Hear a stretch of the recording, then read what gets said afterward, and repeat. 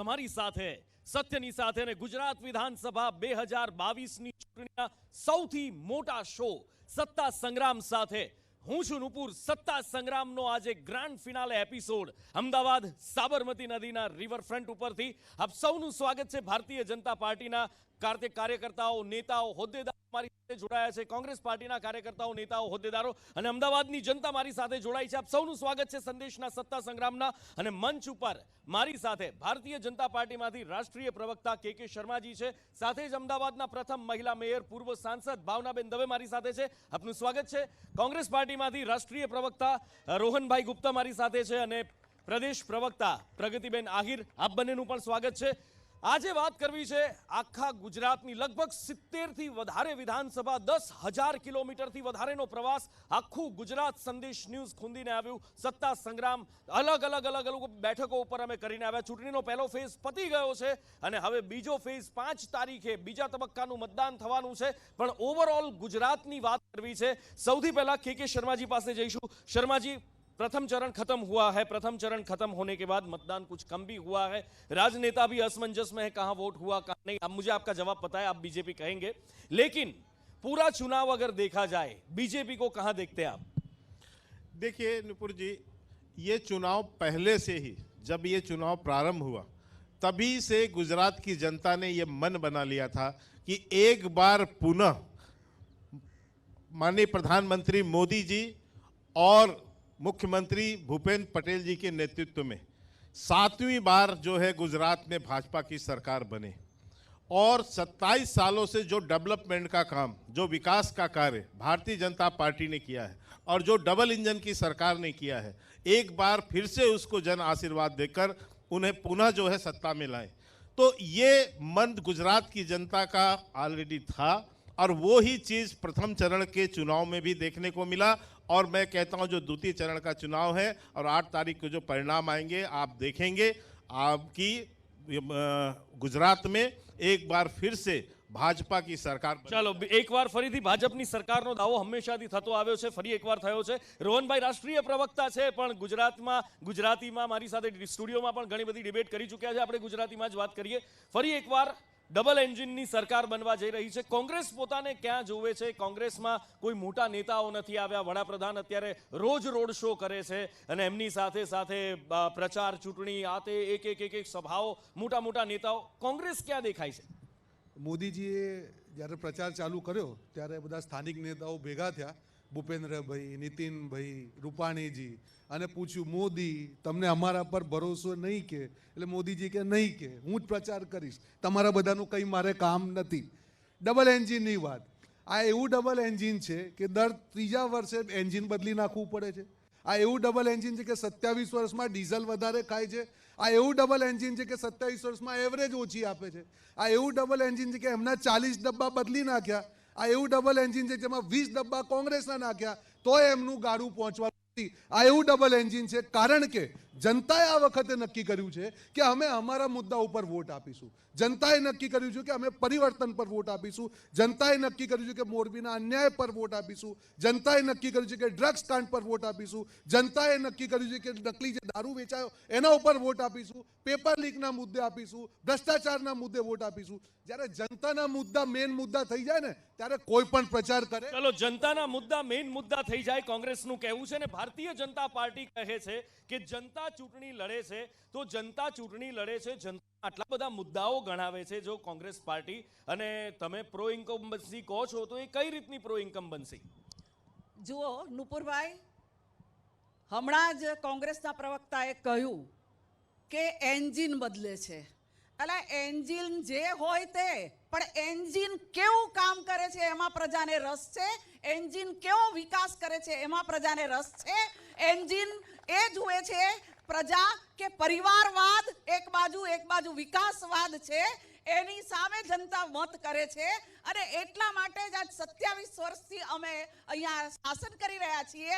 અહીંયા રિવરફ્રન્ટ પર તમે ઊભા છો, એ રિવરફ્રન્ટની હું સાક્ષી છું। 95 માં હું મેયર હતી, અહીંયા ઠરાવ પસાર કર્યો હતો।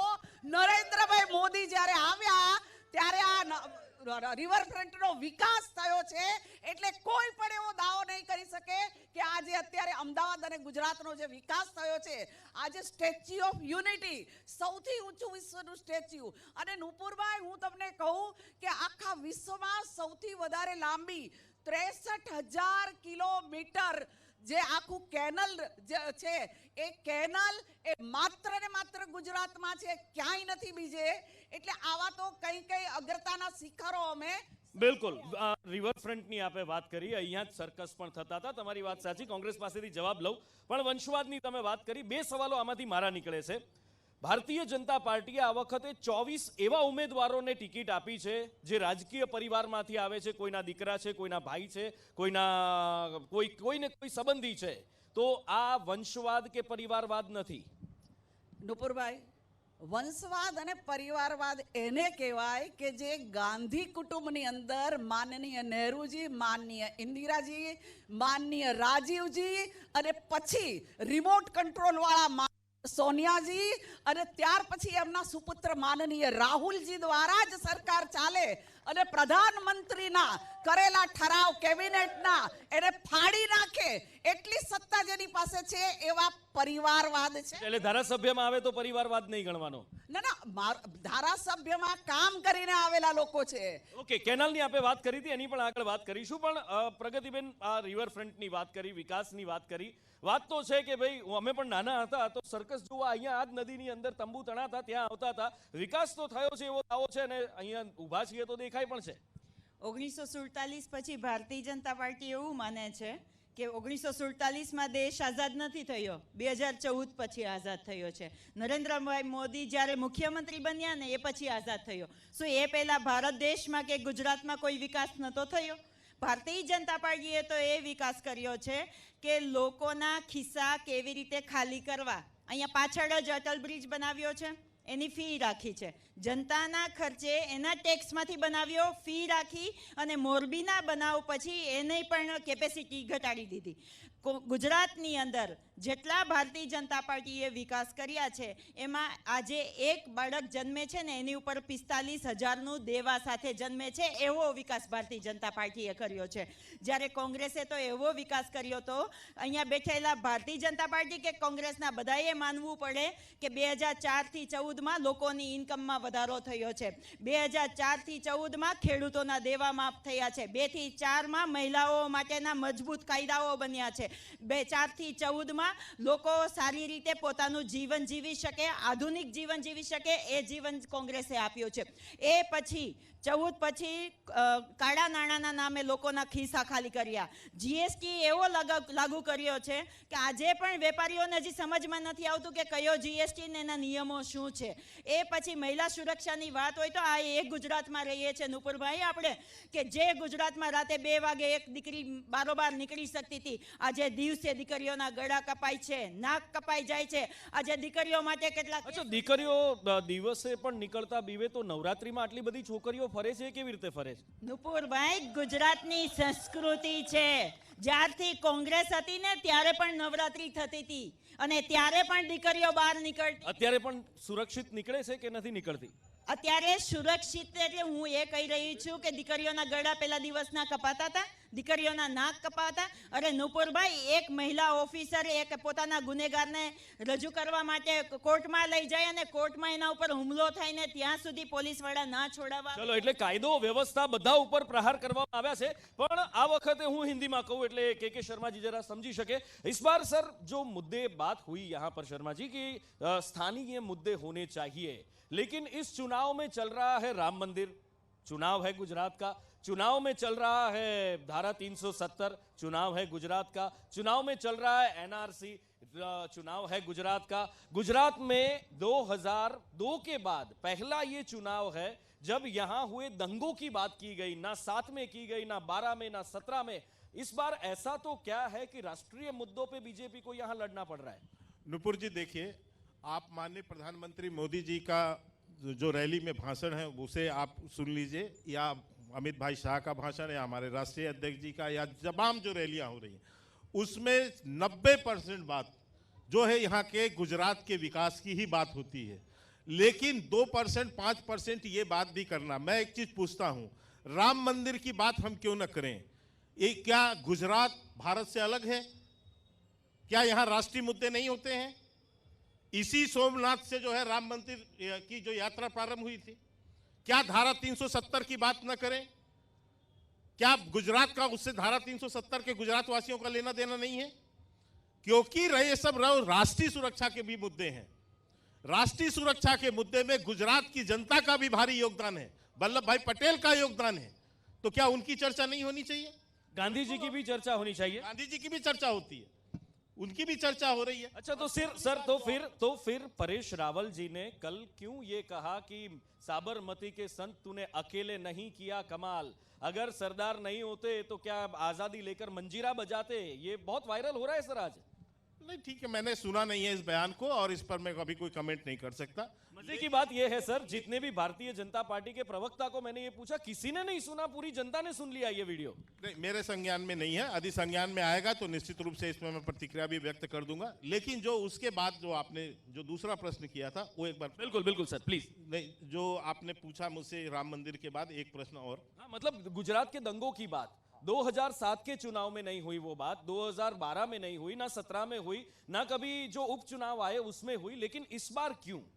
नुपुर जी, एक बात मैं आपसे कहना चाहता हूं और शायद यहां काफी नागरिक भी बैठे हैं कि इतिहास से ही सबक लिया जाता है। इतिहास क्या है?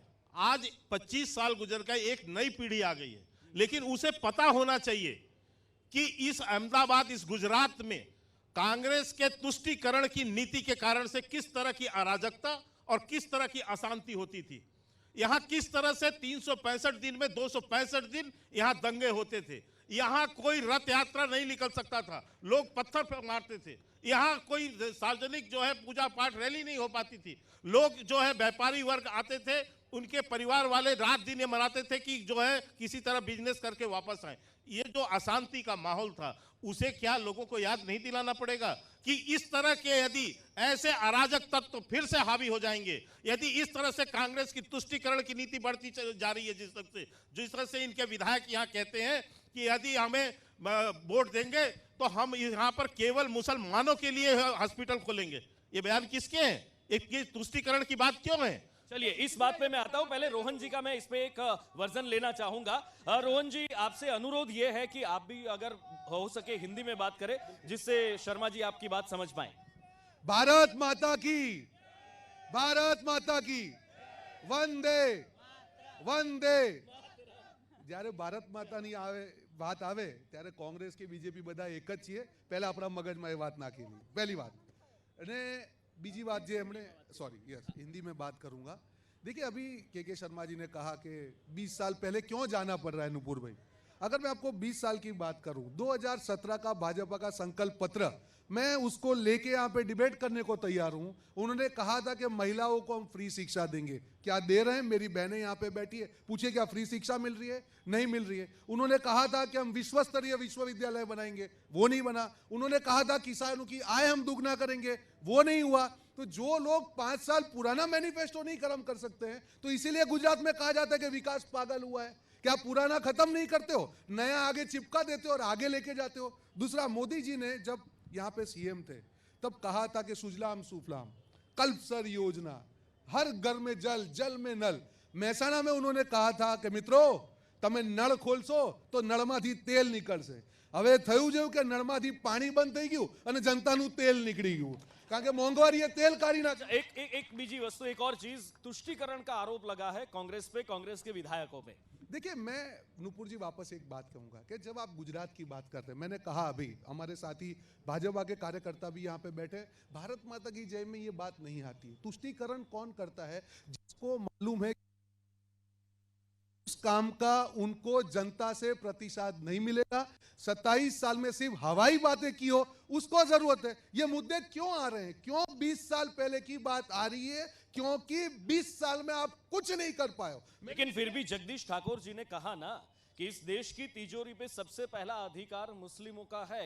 नहीं कहा जगदीश जी ने मनमोहन सिंह की वो बात दोहराई। मैं वापस उस पर आना चाहूंगा कि किसी भी प्रकार का तुष्टीकरण कोई भी करता है उसमें मैं उसके साथ सहमत नहीं हूं। मैं ये नहीं कहूंगा उनकी तरह के मैंने बयान नहीं सुना। मुद्दा यहाँ पे तुष्टीकरण की बात नहीं है। मुद्दा यहाँ पे जब हम गुजरात की बात करते हैं, 6.5 करोड़ गुजरातियों ने अगर भाजपा पे 27 साल भरोसा किया, उसको क्या मिला? कोरोना में हमने देखा नूपुर में क्या बुरा हाल हुआ, 3 लाख से ज्यादा मृत्यु हुई। मेरे काफी यहाँ पे कार्यकर्ता बैठे हैं भाजपा के, उनको हम पूछेंगे क्या उनके परिवार में परेशानी नहीं हुई? देखिए, जनता के मुद्दे पे हम कोविड के मुद्दे पे आते हैं, लेकिन तुष्टीकरण का मुद्दा जहां शर्मा जी बात हो रही है तुष्टीकरण के मुद्दे पे, इस बार एक बोर्ड बड़ी मात्रा में गुजरात में लगाए गए, अहमदाबाद में, राजकोट में, सारे शहरों में, सारे जिलों में, उसपे लिखा हुआ था पावागढ़ पे पहली ध्वजा फहराने वाली भाजपा की भरोसे की सरकार। तो इसे तुष्टीकरण कहा जाए या ना कहा जाए, क्या व्याख्यायित करेंगे इसको? नहीं, ये तुष्टीकरण कैसे है? मुझे एक बात समझ में नहीं आया। तुष्टीकरण का उदाहरण अभी आपने दिया कि सरकार की तिजोरी में पहला अधिकार इनका है, जो मनमोहन सिंह कहते हैं अल्पसंख्यक का है। ये एक वर्ग विशेष, धर्म विशेष को जो है प्रभावित करने की बात है। आज ही इनके ही मुख्यमंत्री राजस्थान के, आज उन्होंने क्या बयान दिया है कि आज ये जाति और धर्म का कार्ड खेलने के लिए मजबूर हो गए, इसलिए कि पहले चरण में इनको समझ में आ गया। ये कहते हैं कि इस जाति का हम मुख्यमंत्री बनाएंगे, इस धर्म का हम उप मुख्यमंत्री बनाएंगे। ये जाति, ये है तुष्टीकरण, ये है तुष्टीकरण। लेकिन हमारे सनातन संस्कृति, गौरवमयी संस्कृति, सनातन विरासत हमारी, उसका पुनर्निर्माण करना, उसको नए रूप में लाना और नए रूप से उसको एक पूजा स्थल की दृष्टि से भी, आध्यात्मिक की दृष्टि से भी और टूरिज्म पर्यटन की दृष्टि से भी, आर्थिक पक्ष को बढ़ाने की दृष्टि से भी यदि उस पर कोई काम होता है तो ये तुष्टीकरण नहीं है। अच्छा, अब पाटण में चुनाव प्रचार के दौरान अगर एक भाजपा के नेता ये कहते हैं कि अगर मंदिर बनाना है तो भाजपा को वोट दो, मस्जिद बनाना है तो कांग्रेस को वोट दो, तो ये क्या हुआ? नहीं, ये तो इनके बयान है ना। भाजपा के राजुल जी के, जो उनके खिलाफ चुनाव पंच में फरियाद दाखिल की गई है। नहीं, ठीक है, वो तो चुनाव आयोग निर्णय करेगा जो भी। लेकिन यदि आप इतिहास में जाएं तो आपको ये दिखेगा, क्या नरसिंहा राव जी ने यह वादा नहीं किया था कि बाबरी मस्जिद की जगह पर जो है फिर से मस्जिद जो है बनाएंगे हम? और हमने कहा था कि हम वहां मंदिर बनाएंगे क्योंकि वो भगवान राम की जो है जन्मस्थली है। और उसके लिए हमने एक लगातार संघर्ष भी किया, आंदोलन भी किया, शहादत भी दी और सरकार की शहादत भी दी। 4 सरकार गवाया हमने। एक पत्थर नहीं चला था गुजरात में, लेकिन गुजरात में भाजपा की उस समय की सरकार को हटा दिया गया। किस कारण से? मध्य प्रदेश की सरकार जो है गिरा दी गई, हिमाचल की सरकार गिरा दी गई, केवल इसलिए क्योंकि आप तुष्टीकरण करना चाहते थे। क्या मैं पूछना चाहता हूं, यहां जितने लोग बैठे, अयोध्या में राम मंदिर नहीं बनना चाहिए था? और वो बनाने का काम भारतीय जनता पार्टी ने किया, हमने उसके लिए शहादत दी। ઠીક છે, ગુજરાતનો મુદ્દો અને રામ મંદિરની ચર્ચા કેમ ના થવી જોઈએ એ સવાલ પણ પહેલા જ શર્માજીએ ઉઠાવ્યો હતો, પણ રોહનભાઈ પાસેથી પણ એનો જવાબ લઈ લઈએ। રોહનજી, हिंदी में। बिल्कुल, देखिए, श्री राम सबके दिल में है। मुझे नहीं लगता है कि मुद्दा नहीं उठना चाहिए, हम ये नहीं कह रहे हैं। पर आप जब चुनाव की बात कर रहे हैं, श्री राम आस्था का विषय है, वो हमारे भगवान है, हमारे दिल में। पर अगर आप अपनी विफलताओं को छिपाने के लिए उनके नाम का उपयोग करेंगे तो वो नहीं चलेगा। आप करिए जय श्री राम, मैं भी बोलता हूं जय श्री राम, उसमें वो मेरे दिल में है राम। इसका मतलब यह है कि मैं चुन के जाऊंगा और मेरे काम नहीं करूंगा। और फिर श्री राम के नाम पे उस टाइम पे पत्थर इसलिए तैरे थे क्योंकि श्री राम जी की नियत थी, धर्म के लिए आगे बढ़ रहे थे। अब ये वाले पत्थर नहीं तैरने वाले हैं। कितना भी करना पड़ेगा, कितना भी श्री राम का नाम लेना पड़ेगा। अब काम का हिसाब देने का समय आ गया है। ये गुजरात की जनता की आवाज है, ये परिवर्तन की आवाज है। इस बार काम नहीं किया तो इसका खामियाजा भुगतना। चलो જોઈએ, બંને બાજુથી દાવા કરવામાં આવે છે, જવાબ લઈ લઈએ પહેલા। हाँ हाँ हाँ हाँ जी, हाँ जी। देखिए, आज मुझे खुशी हुई कि कांग्रेस के प्रवक्ता यहां प्रायश्चित करते हुए जय राम श्री राम का नारा लगाए। नहीं तो ये वही कांग्रेस पार्टी है जिसने भगवान के अस्तित्व पर प्रश्न चिन्ह उठाया, एफिडेविट दायर किया। अपने पार्टी के वरिष्ठ जो अधिवक्ता थे उनको राम मंदिर केस में बाधा डालने के लिए खड़ा किया। इन्होंने ही, ये वही लोग हैं जो हिंदुओं को आतंकवादी कहते थे।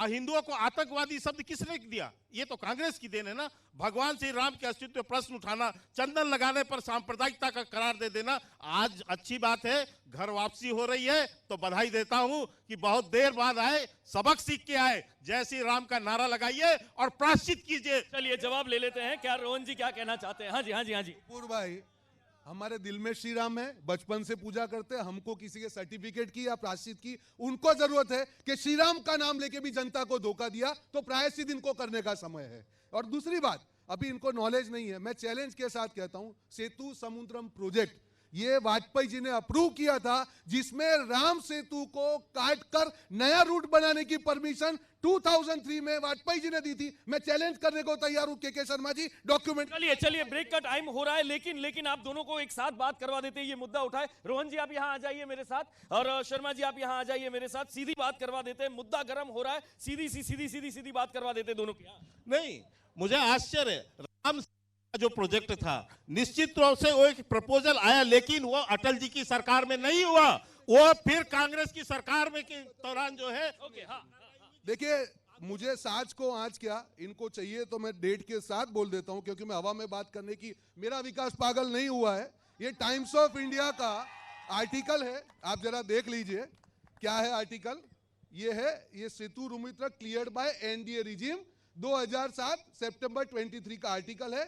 अटल Bihari Vajpayee led government which cleared the contentious Ram Setu Samudram project.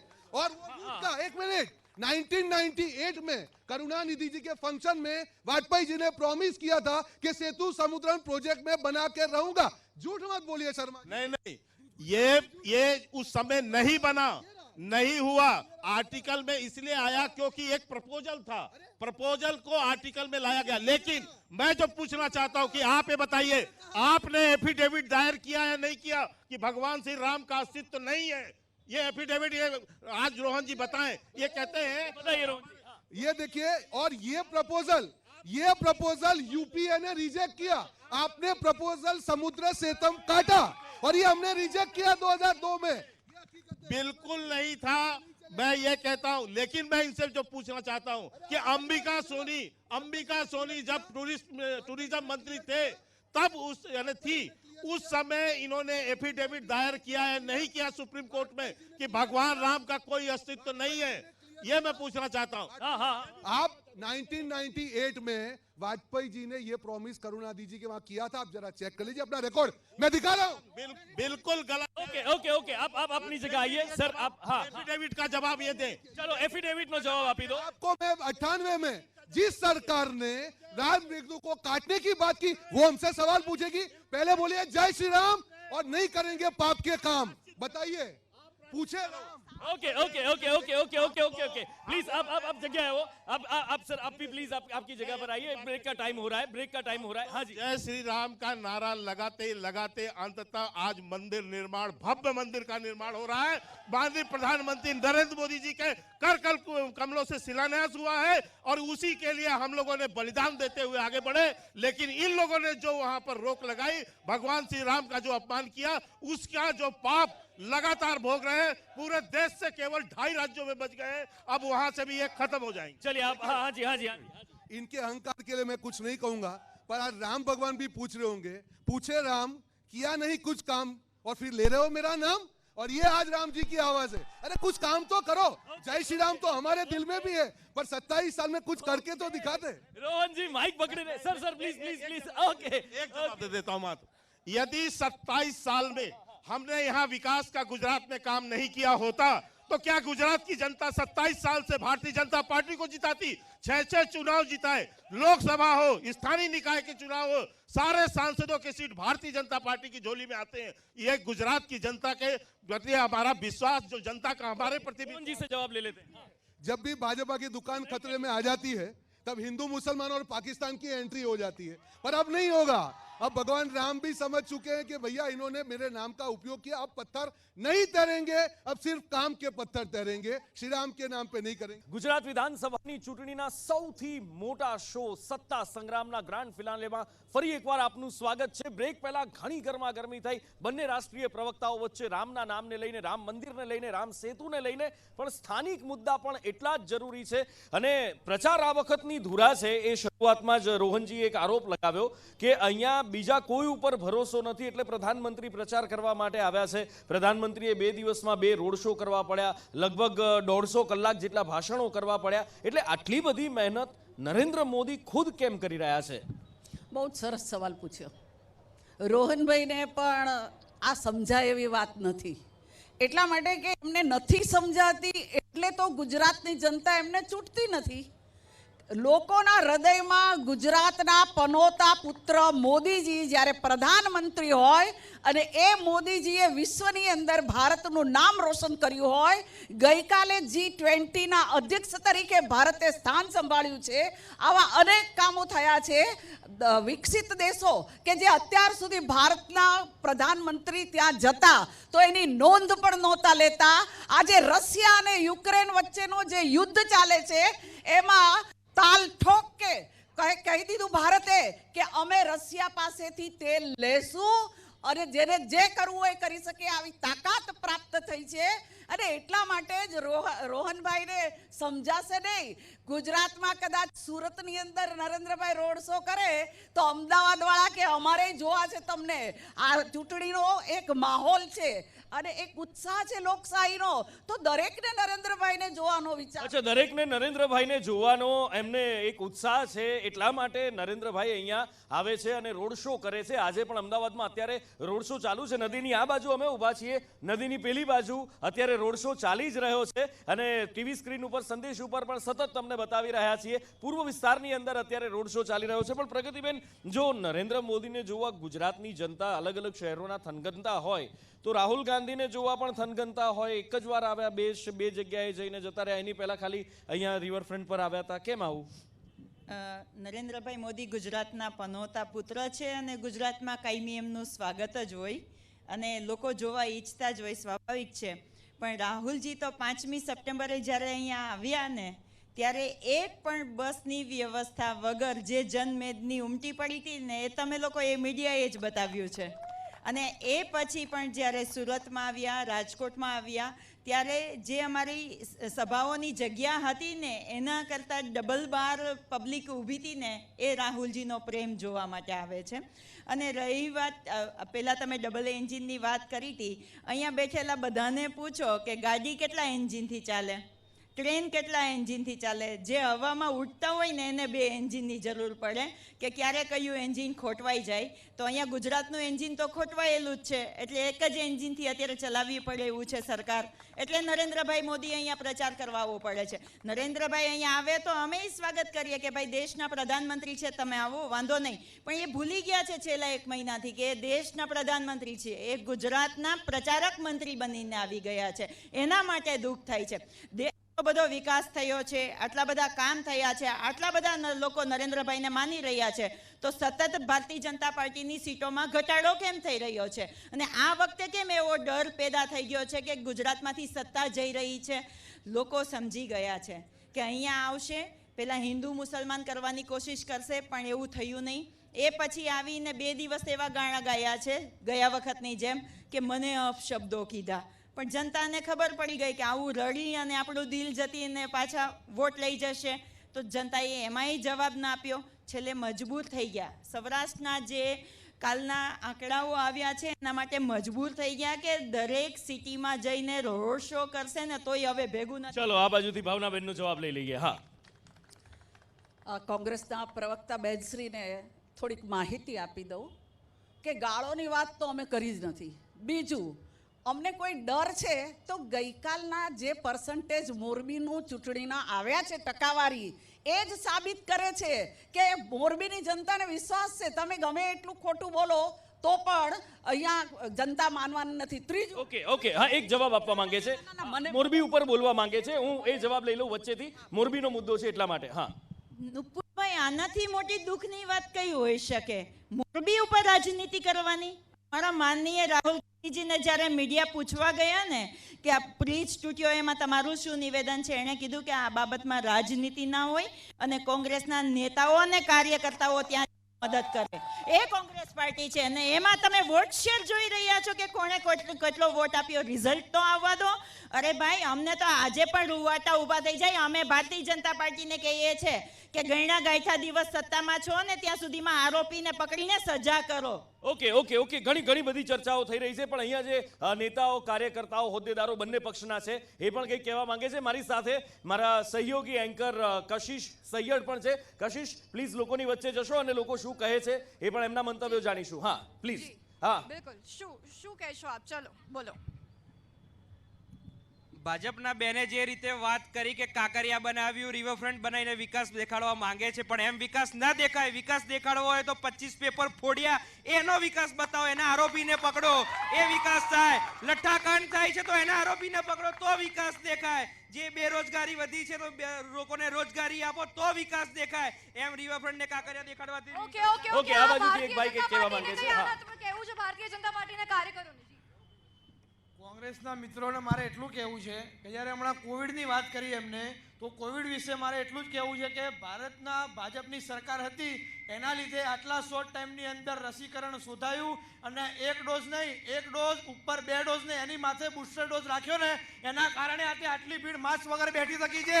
આજે ચીનમાં તમે જોઈ લો, ચીનથી કોવિડ આવ્યો છે, પણ આજે ચીનની અંદર આજની તારીખમાં લોકડાઉન છે અને ભારતની અંદર આજે ખુલ્લેઆમ લોકો માસ્ક વગર બેઠી શકે છે. એ ભારતની અંદર ભાજપ સરકારનું કામ બોલે છે. ઓકે નુપુર, ભાજપ સરકારનું કામ બોલે છે. આગળ આપ. બિલકુલ, ભાજપ સરકારનું કામ બોલે છે. બંને સ્વાભાવિક રીતે પોતપોતાના જે કામ છે એ ગણાવવાના જ છે. પણ બેન, કેટલાક સ્થાનિક મુદ્દાઓની પણ વાત કરીએ. 2022માં ખેડૂતો, કારણ કે ભારતનો દેશ ખેડૂતોનો દેશ છે, ગામડામાં વસે છે ભારત, અને એ આવક ડબલ કરવાની જે વાત હતી એ કામ પત્યું કે હવે આગળ રાહ જોવાની છે? નુપુરભાઈ, આનો જવાબ ચોક્કસ હું આપીશ. તમે ડબલની વાત કરો છો, હું 3 ગણી વાત કરું છું. આજથી 10 વર્ષ 9,000 કરોડની આવક કૃષિની હતી. આજે 30,000 કરોડથી પણ વધારે કૃષિ પેદાશ આપણે ત્યાં થઈ છે. ખેડૂતોને ગામડાઓને 24 કલાક વીજળી સૂર્ય યોજના દ્વારા દિવસના દરમિયાન કૃષિ માટે વીજળી આપવાનું કામ કર્યું છે. પ્રધાનમંત્રી સન્માન નિધિ યોજના કરી છે ખેડૂત માટે. એટલું જ નહીં, નેનો ટેકનોલોજી, આપ જાણો છો કે યુરિયાની અંદર નેનો ટેકનોલોજી આવી છે અને જેને કારણે આપ જાણો છો કે ઉત્પાદન વધી રહ્યું છે. અને બીજું મારે કહેવું છે કે જે ડ્રોન પોલિસી ગુજરાત સરકારે અપનાવી છે, એ ડ્રોન પોલિસી દ્વારા આજે ખેતરોની અંદર જંતુનાશક દવાનો છંટકાવ કરવામાં આવે છે. આજે માત્ર નર્મદા ડેમ નહીં, આપણે સરદાર સરોવરનું પાણી તો બધે જ પહોંચાડી દીધું, પણ એ સિવાય નાના ડેમો બનાવ્યા છે, ચેક ડેમો બનાવ્યા છે, ખેત તલાવડી બનાવી છે અને ઉર્જા સરપ્લસ આપણું સ્ટેટ બન્યું છે.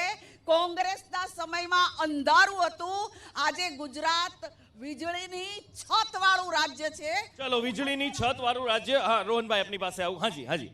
મેને જે કીધું એટલે જ કહેવાય છે કે ભાજપનો વિકાસ ગાંડો થયો છે. હું તમને એનો આંકડો આપું. વીજળીની વાત કરી, ગુજરાતમાં 9.70 પૈસા પર યુનિટનો રેટ થઈ ગયો. અહીંયા પાવર પ્લાન્ટ છે, પણ આમની અનગઢ સરકારે એ પાવર પ્લાન્ટ ખાલી 40% કેપેસિટી ઉપર રન થાય છે, જેમાં વીજળીનું પ્રોડક્શન કોસ્ટ 3 રૂપિયા ને 60 પૈસા છે. પ્રાઇવેટ પ્લેયર જોડે 7.5 રૂપિયા વીજળી લઈને જનતાને વેચીને બેવકૂફ બનાવવાનું જો કોઈ કામ કર્યું હોય તો માત્ર ભાજપ સરકારે કર્યું છે. અને બીજી વાત, હમણાં એમણે કીધું મોદીજીની વાત કરી. આ ખરેખર મોદીજી યુદ્ધ રોકવામાં વ્યસ્ત હતા એટલે જ મોરબીના હત્યારા ઉપર એક્શન ના લીધા. જો મોદીજી ગુજરાતી છે તો શું ગુજરાતીની અપેક્ષા ના હોય કે આ હત્યારાને જેલની પાછળ નાખે? તમે કયા મોટા બધી વાતો કરો છો યાર? મોરબીના આંકડા ઉપર બી બેન જો રાજનીતિ કરી શકતા હોય તો મારે આવી રાજનીતિ નથી કરવી. શરમની વાત છે. બીજી વાત, અહીંયા ઘણા બધા ભાજપના મિત્રો કામ કરતા હશે, વર્ષોથી કરતા હશે, એમના માથે લાવીને કોને બેસાડે? કોંગ્રેસના 20 ડબ્બાઓ. એવા લોકો જે ભાજપને હંમેશા ગાડી આપી છે, ગાળો આપી છે. કોંગ્રેસમાં આવું નથી થતું. ઓકે, ચાલો આ બાજુથી જવાબ પહેલા લઈ લઉં. જવાબ લઈ લઉં. હા. બીજી વાત કરી પરિવારવાદ. અમારા ત્યાં હતા મોહન રાઠવા, 10 વાર MLA કોંગ્રેસના. એમના પુત્રને ટિકિટ આપવું પરિવારવાદ નથી? અને ભાજપનો કાર્યકર્તા બિચારો મજૂરી કરે એના માથે એને લઈને વાત કરવું એમાં કંઈ ખોટું નથી. બહુ મુબારક વિકાસ ભાજપને, મને નહીં. ત્યારે હવે વડાપ્રધાન નરેન્દ્ર મોદી ફરી એકવાર આજે ગુજરાતની અંદર રોડ શો કરી રહ્યા છે. ગઈકાલે પૂર્વથી લઈ અને પશ્ચિમ વિસ્તાર સુધી આ રોડ શો કરવામાં આવ્યો હતો. આજે પૂર્વ વિસ્તારની અંદર આ રોડ શો કરવામાં આવી રહ્યો છે. પછી એ ખાનપુર હોય, જમાલપુર હોય કે પછી લકી, અમદાવાદની અંદર એક ઓળખ છે લકી ચા, સીદી સૈયદની જાળી, લાલ દરવાજા એની સામે, ત્યાંથી આ રોડ શોની શરૂઆત થઈ અને અલગ અલગ જગ્યાએ અત્યારે આ રોડ શો ફરી રહ્યો છે. અને આ રોડ શોથી લોકો પણ નરેન્દ્ર મોદી પોતાને અહીંયા અમદાવાદમાં આવ્યા છે જોવા માટે. જે થનગનતા હોય, જેમ ભાવનાબેને કહ્યું કે એમનો એ થનગનાટ પણ સંતોષાઈ રહ્યો છે. ભાવનાબેન આપણી સાથે છે, ભાવનાબેનની સાથે વાત કરીએ. અહીંયા અમદાવાદની અંદર રોડ શો થતો હોય, ગઈકાલે પણ મને ઘણા બધા લોકોએ એવું કહ્યું કે અમે જ્યારે જીમમાં ગયા કે પછી અમે અહીંયા ગયા ત્યાં ગયા તો કહેતા હતા કે અમે નજીકથી ફોટો લીધો, અહીંથી ફોટો લીધો, વગેરે વગેરે વાતો થઈ. બિલકુલ સાચી વાત છે. તમારા દ્વારા જ બધાને ખબર પડી કે આ વ્યક્તિગત રીતે એમની સાથે ફોટો લેવા માટે ટીવી પર તો દેખાય જ છે, પરંતુ એના માટે પણ યુવા વર્ગ, મહિલા વર્ગ બધી ખૂબ જ આતુર હતી. એ આખું કાલના રોડ શોમાં આપણે જોયો છે.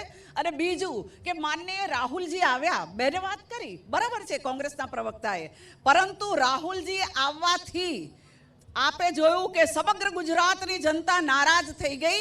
એટલા માટે કે સરદાર સરોવરના જે ઊંચાઈ વધારવાની હતી, સરદાર સરને પૂર્ણ કરી અને આખા ગુજરાતને પાણી આપવાનું હતું, એમાં કોંગ્રેસે રોડા નાખ્યા હતા. અને એ રોડા નાખનાર જે મેગા પાટકર હતા એના ખભા ઉપર હાથ મૂકી અને રાહુલજી ચાલ્યા અને ગુજરાતને તરસી. ઓકે આ બધા વચ્ચે એક અપડેટ અત્યારે મળી રહ્યા છે. વડાપ્રધાન નરેન્દ્ર મોદી પહોંચ્યા છે ભદ્રકાળી મંદિરે, કે નગરદેવી, અમદાવાદના નગરદેવી ભદ્રના કિલ્લાની અંદર ભદ્રકાળી માતા અહીંયા આગળ જ્યાં વસે છે. અને જે ભદ્રકાળી માતાને તમે જો ભદ્રના કિલ્લાની અંદર જાઓ તો ત્યાં એમનો હાથ આજની તારીખમાં પણ દેખાય છે. અને એ જૂનું અમદાવાદ કે જ્યાં લક્ષ્મીનો વસવાટ આજની તારીખમાં પણ હોવાનું કહેવાય છે. અને એ લક્ષ્મીના વસવાટ માટે અમદાવાદના જે તે સમયના એક રખેવાળે, દ્વારપાળે પોતાના શીશનું બલિદાન આપ્યું હોવાની પણ કથા અમદાવાદના ઇતિહાસની અંદર આલેખાયેલી છે. એ ભદ્રકાળી મંદિરની અંદર નગરદેવીના દર્શન પણ તેઓ કરવાના છે વડાપ્રધાન નરેન્દ્ર મોદી. અને આ રોડ શો અત્યારે આગળ વધી રહ્યો છે. અને લોકોની સાથે તેઓ મળવા માટે પણ આગળ જઈ રહ્યા છે. અમદાવાદના પૂર્વ વિસ્તારની અંદર જે 16 બેઠકો અમદાવાદની આવે છે એમાંથી મોટા ભાગની પૂર્વ વિસ્તારની બેઠકો આ રોડ શોની અંદર કવર થાય છે. અને વડાપ્રધાન નરેન્દ્ર મોદી અત્યારે નગરદેવી, અમદાવાદના નગરદેવી ભદ્રકાળી માતાના દર્શન કરવા માટે પહોંચ્યા છે. ભદ્રકાળી માતાના દર્શન કરી અને ત્યાંથી તેઓ પૂજા અર્ચના કરી રહ્યા છે. અને ત્યારબાદ આ રોડ શો આગળ વધશે. પોતાની જીપમાં બેસી અને તેઓ આગળ વધવાના છે. અને આ બધાની વચ્ચે આજે અમદાવાદની અંદર પણ એક રોડ શો પશ્ચિમનો હતો, એક રોડ શો પૂર્વનો, અને અત્યારે જે પૂર્વ વિસ્તારની અંદર આ રોડ શો ચાલી રહ્યો છે. વડાપ્રધાન નરેન્દ્ર મોદી નગરદેવીના દર્શન માટે અત્યારે પહોંચ્યા છે. પૂજા અર્ચના થઈ રહી છે. અને નગરદેવી જ્યાં સુધી એમના 4 હાથ અમદાવાદ શહેર ઉપર છે, ત્યારે અમદાવાદ દોમ દોમ સાહેબી કરતું રહેશે. અમદાવાદની આ દોમ દોમ સાહેબી હંમેશા વધતી રહેશે અને અમદાવાદમાં ખુશીની છોળો ઉછળતી રહેશે. એ આ નગરદેવીના આશીર્વાદ હંમેશાથી અમદાવાદની જનતા પર રહ્યા છે. અને આજે એ જ નગરદેવીના દર્શન અને પૂજા અર્ચના વડાપ્રધાન નરેન્દ્ર મોદી કરી રહ્યા છે. અને વડાપ્રધાન નરેન્દ્ર મોદી અહીંયા આગળ આ નગરદેવીની પૂજા અર્ચના કર્યા બાદ હવે ત્યાંથી આગળ વધવાના છે અને પોતાનો રોડ શો આગળ વધવાનો છે. અમદાવાદના અલગ અલગ વિસ્તારોમાં, પૂર્વ વિસ્તારોની અંદર તેઓ છે. અને બહાર પણ, મંદિરની બહાર લોકોનો ખૂબ મોટો જમાવડો જોવા મળી રહ્યો છે. આ રોડ શો અત્યારે જે થઈ રહ્યા છે એની એક ખાસિયત એ છે કે એસપીજી સુરક્ષા છે, Z+ કેટેગરીની સુરક્ષા છે, પણ તેમ છતાં લોકોને ખૂબ નજીક આવવા દેવામાં આવી રહ્યા છે. અને નજીકથી જ પુષ્પવર્ષા પણ થઈ રહી છે. લોકો વિડીયો લઈ રહ્યા છે, સેલ્ફી પણ લઈ રહ્યા છે. એટલે एक आ वखतનું કંઈક જુદું દેખાઈ રહ્યું છે. હવે के शर्मा जी, इस जो रोड शो कहा किया जा रहा है, 16 की 16 जो बैठकें हैं, क्या इस पे असर हो सकता है और क्या इस रोड शो के मायने? देखिए नुपुर जी, एक बात स्पष्ट है कि माननीय प्रधानमंत्री से नरेंद्र भाई मोदी जी की जो लोकप्रियता है, आज केवल देश में नहीं विश्व में वो सबसे लोकप्रिय नेता हैं. लोग, जनता का उनके प्रति एक अपनापन है, एक है. जो रोड शो होते हैं या जो उनकी सभाएं होती हैं उसमें जनता जो है उमड़ती है. उमड़ के उनको देखने, मैं कल ही अहमदाबाद में देख रहा था, जो रोड शो था उसमें इतना लंबा रोड शो, मतलब इतिहास में पहली बार इतनी लंबा रोड शो किसी माननीय प्रधानमंत्री जी या किसी नेता ने किया. और जनता स्वतः उमड़ कर जो है निकल कर बाहर उनका अभिनंदन और स्वागत करने आई. आखिर वो उनकी लोकप्रियता वो भी आप समझें, और दूसरा क्योंकि वो गुजरात के लाल भी हैं। ये भी जो है गुजरात की जनता अपना मानती है कि ये गुजरात के लाल हैं। ये जो आज गुजरात का नाम पूरे विश्व के अंदर में उन्होंने प्रसिद्ध किया है। तो ये सारी चीजें के कारण से गुजरात की जनता का एक अपना लगाव है, एक अपना विश्वास है, एक अपनापन है। लेकिन मैं कहना चाहता हूं कि जिस ढंग से कांग्रेस पार्टी के नेताओं ने माननीय प्रधानमंत्री जी के प्रति अपशब्द बोले हैं और जिस तरह से उनको रावण की बातें कही, जिस ढंग से माननीय प्रधानमंत्री को औकात दिखाने की बात की गई है कांग्रेस के नेताओं द्वारा, मैं ये कहना चाहता हूं कि इस चुनाव में गुजरात की जनता जो इस तरह की बातें करते हैं उनको मुंहतोड़ जवाब देगी और इनको जनता औकात दिखाएगी इनकी कि आप कहां खड़े हैं। क्योंकि वो केवल गुजरात के ही मुख्यमंत्री नहीं, देश के प्रधानमंत्री भी हैं और देश के प्रधानमंत्री के प्रति ऐसे भाव रखने वाले लोगों को सबक सिखाना ये गुजरात की जनता अच्छे से जानती है। लगातार ये जवाब दिया है, इस बार भी जवाब देगी। और माननीय प्रधानमंत्री जी की तो आप लोकप्रियता जो है यहां ही नहीं पूरे देश में आप जाकर देखें, जहां जहां भी माननीय प्रधानमंत्री जी जाते हैं लाखों लाखों की संख्या में लोग उमड़कर उनको अभिनंदन करते हैं, उनका स्वागत करते हैं।